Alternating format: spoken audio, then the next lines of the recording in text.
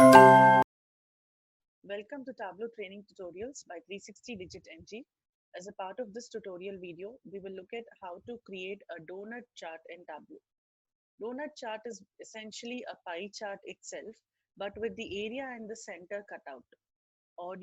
When you superimpose a white colored circle on top of a pie chart in Tableau, that will result in a donut chart. Let's go ahead and look at how to create a donut chart in Tableau. First of all, we will have to create a calculated field. I'm going to name it as constant. You can give it any name of your choice. And I put a value 0 in it. The reason why we need this calculated field is because we will convert one occurrence of it into a pie chart and the second occurrence of it into a circle plot, which we will superimpose on the pie chart, thereby generating the donut chart. So donut chart is not a chart that is available on the Show Me panel.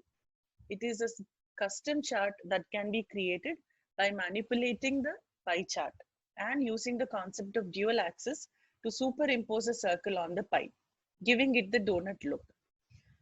The first sum of constant will be transformed into a pie and the second sum of constant here will be transformed into a circle. How to do that is, we will go to the marks card corresponding to the first sum of constant, change the mark type to pie. Though the pie has been selected as mark type, pie has not yet appeared because we simply have informed Tableau that we would like to use pie as the mark type. We have not yet told how to slice the pie based on what information to slice the pie. So I will take region to the color shelf. Tableau now understands that it is supposed to create a slice for each member in that region dimension. There are 4 members: central, east, south, and west, and we can see a slice per region. However, all the slices are of equal size. That is because we have not used any measure yet to create or to represent the data on it. I will use profit on the size shelf. The pie is now updated, showing us the profits coming from different regions.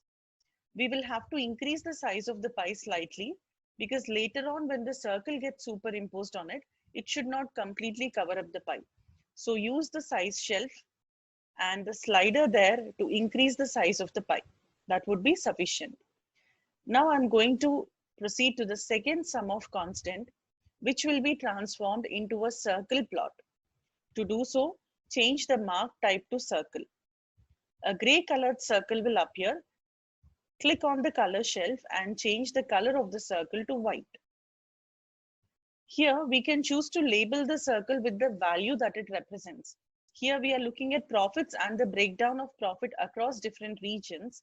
Therefore, I'm going to label the circle with the profit information. However, the label appears at the bottom of the circle. We need to change the alignment.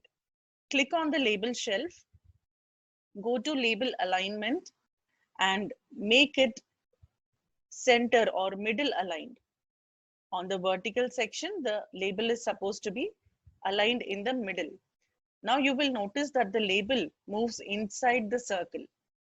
Similarly, you might want to label the slices in the pie as well.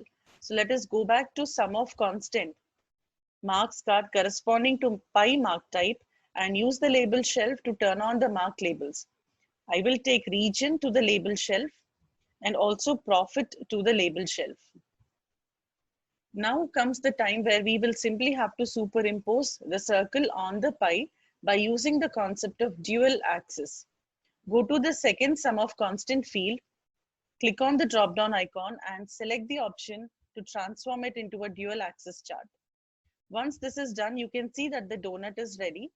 You may increase the size slightly by using the mouse pointer, using click and drag. You can also change the fit of this visualization to entire view, thereby the pie will come and center itself on the canvas. When you create a pie chart, the headers are not necessary. So we will go ahead and uncheck show header. A little further cleaning would be necessary. As you can see, there is a 0 line that is going through the middle of the pie.